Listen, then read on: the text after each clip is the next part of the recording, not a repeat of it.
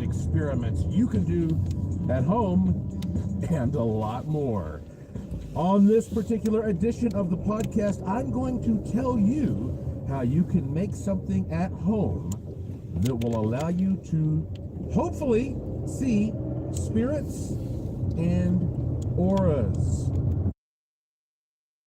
Looking at a person and being able to tell, hey, is this person lucky? Or is your pet well? Is your plant healthy? It's all there in the aura. And also, this technique can help you catch glimpses of the spiritual realm and UFOs.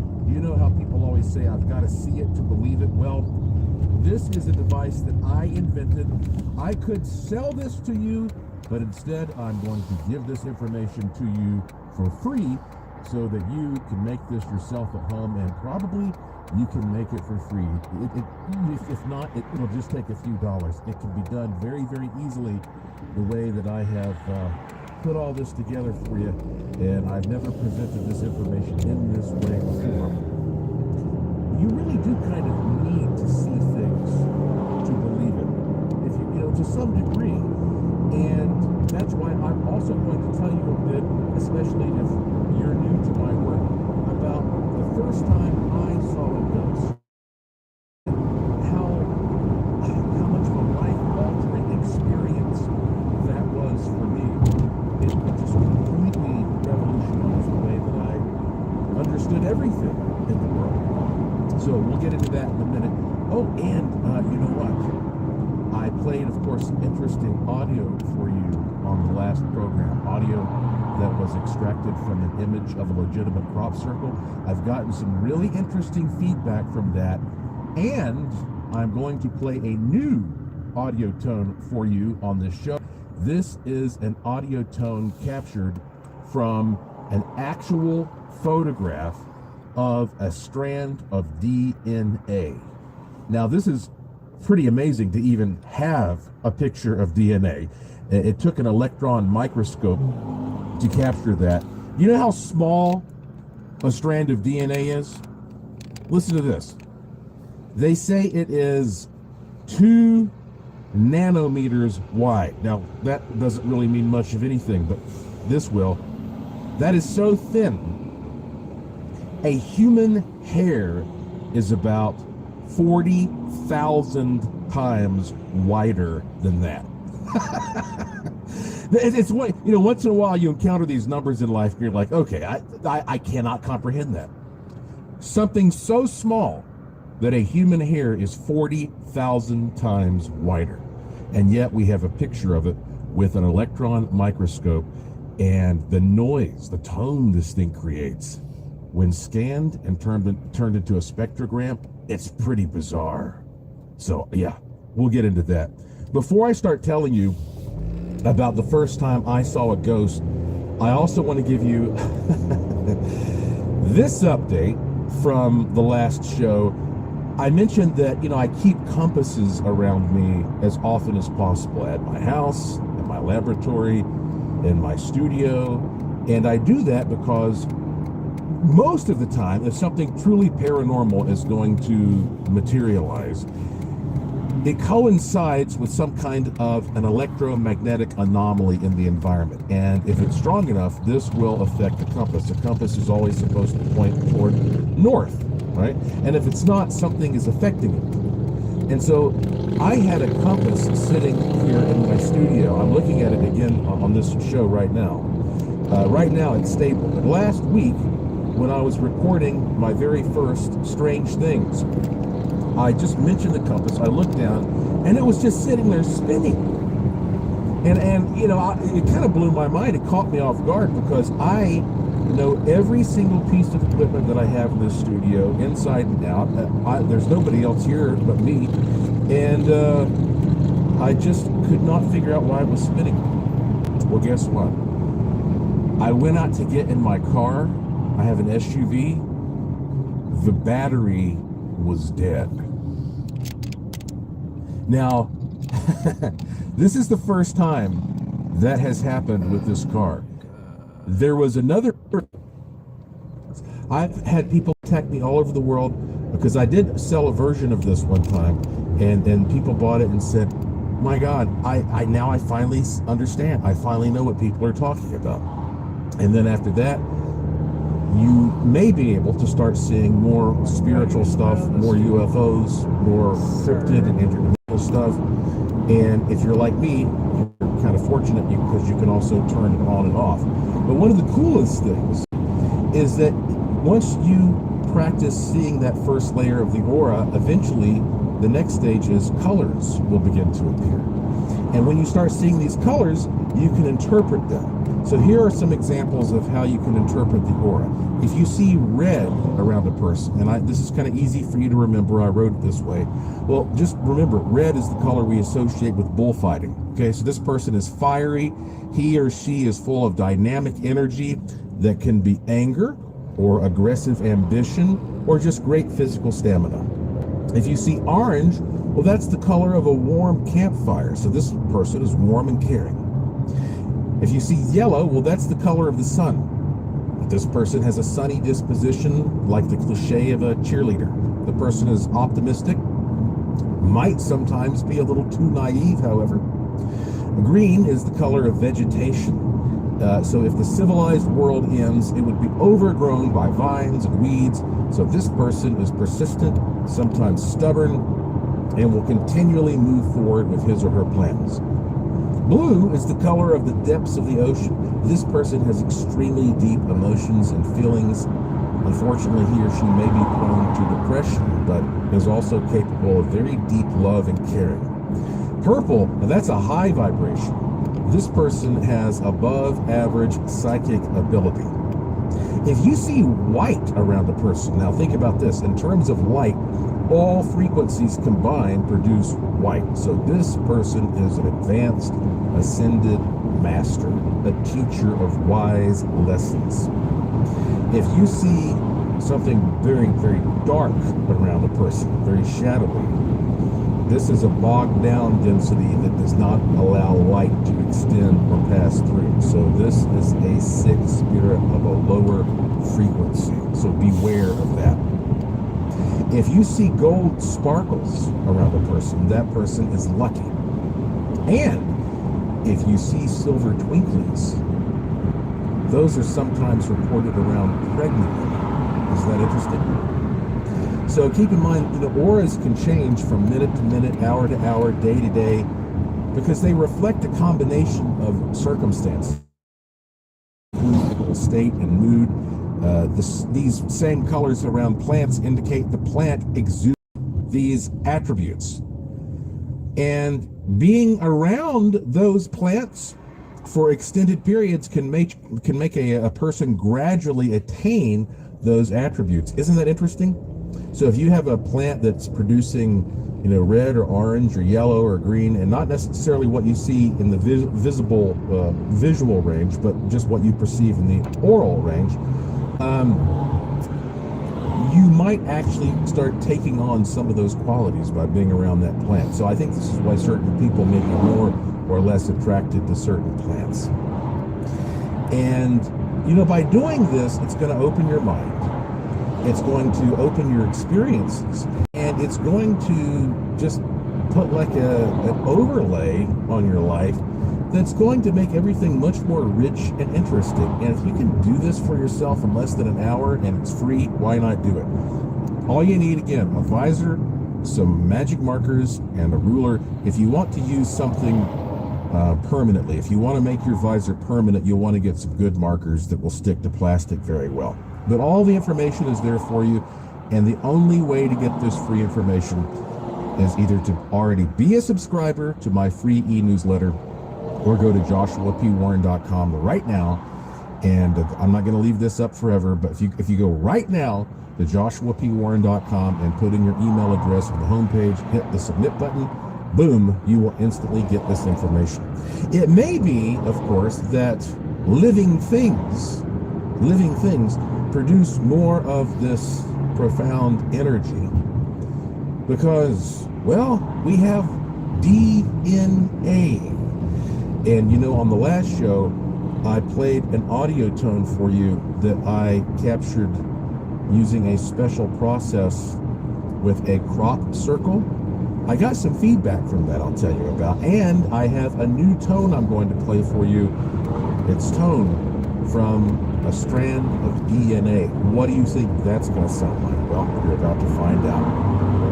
I am Joshua P. Warren, and you're listening to Strange Things on the iHeartMedia and Coast to Coast AM Paranormal Podcast Network, and I'll be right back. The NBC Nightly News. Legacy isn't handed down. For NBC News, I'm Tom Brokaw. We'll hope to see you back here. I'm Lester Holt. It's carried forward.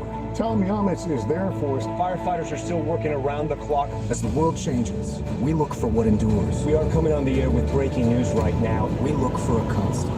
And from one era to the next, trust is the anchor. For NBC Nightly News, I'm Tom Yamas. A new chapter begins. NBC Nightly News with Tom Yamas. Evenings on NBC.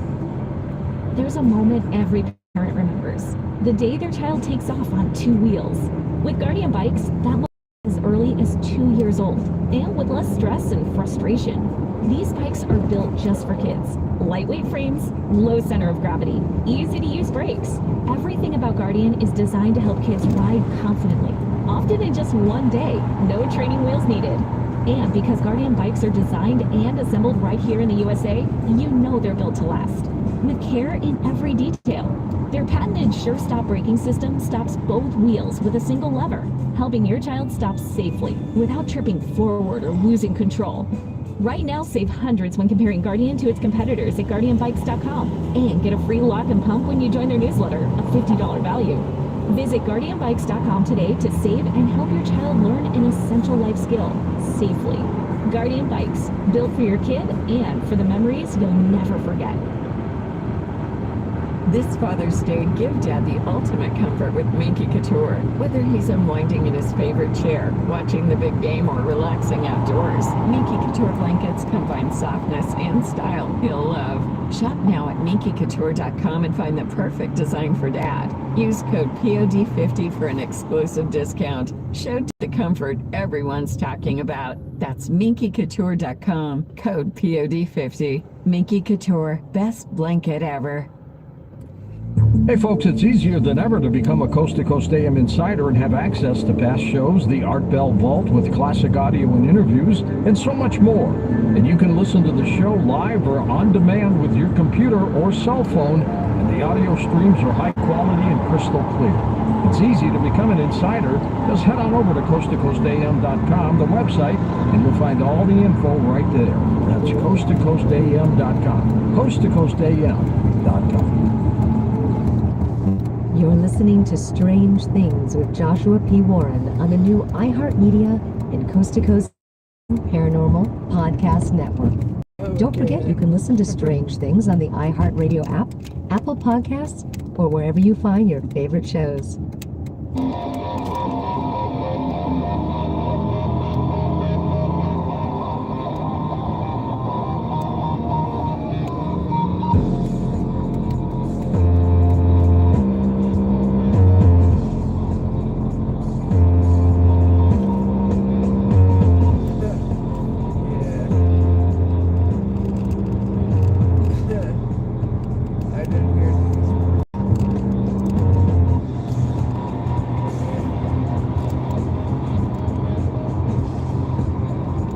Welcome back to...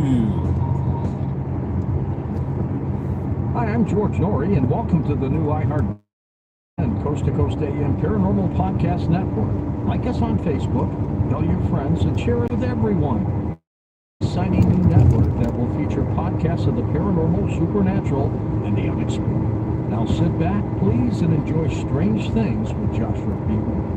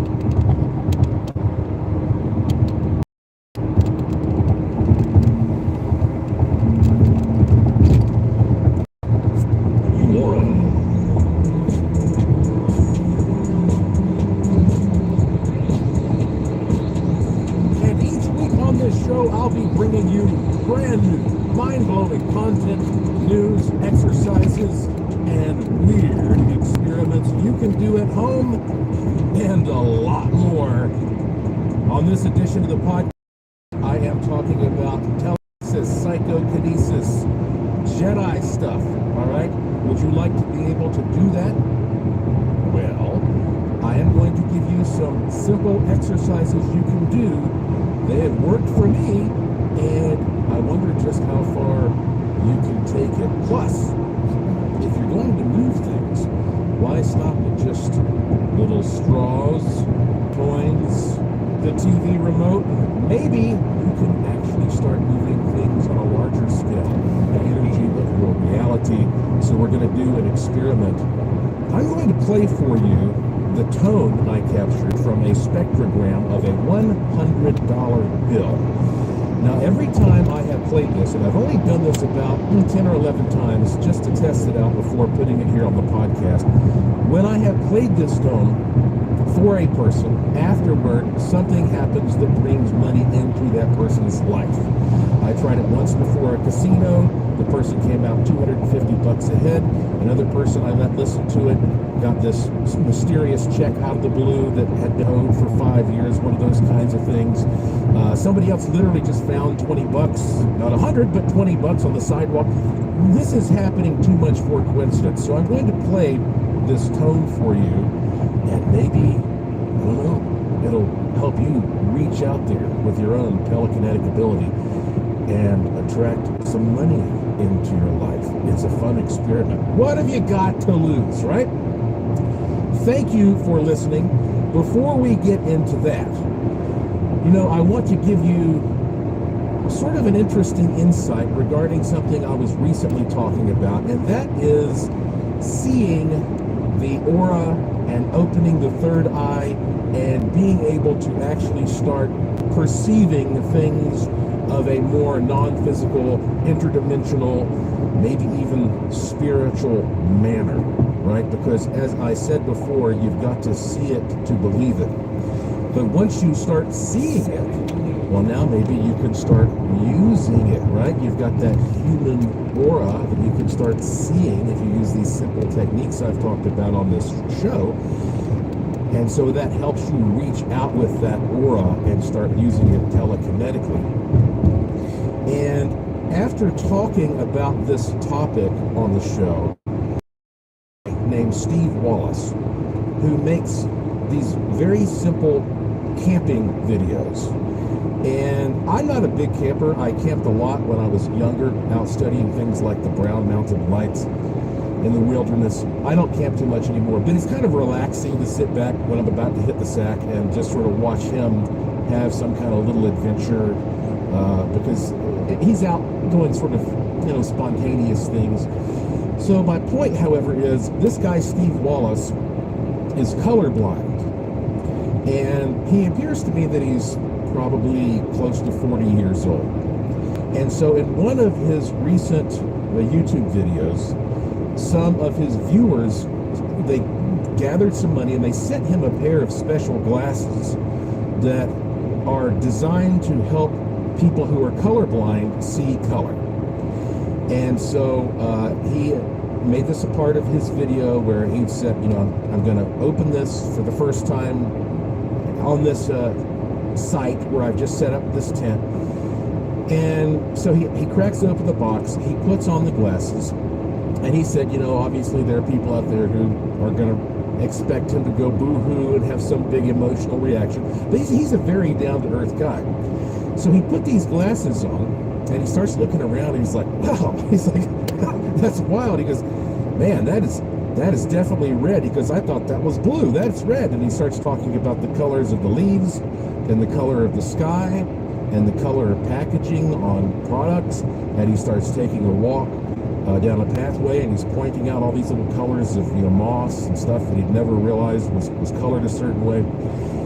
And he said, I cannot wait to start a campfire and see a campfire in color for the first time. And I thought, wow. Now think about that. This guy is, again, around 40 years old, camping expert. God knows how many times he has lit a campfire, right? But he had never seen the campfire in color before. Now, I have seen color my whole life. You know, it's kind of funny if you go and take one of these color blindness tests. I mean, I guess you might be colorblind and not know it until you take the test. But no, I passed them 100%. So you take that for granted, you know, like my whole life, I have been able to see colors. I can see every color in the rainbow, right? But to have this, you know, eye-opening experience, literally an eye-opening experience when you're about middle age, I think is something profound that we should think about. And it starts making you think more about how the eyes function in general. And the fact that we see color is supposedly based upon this part of the eyes called the rods. And you know, I'm sure that the eyes have rods and cones. And so your rods are what helps you look straight forward and see color. On the sides, where you have your peripheral vision, that's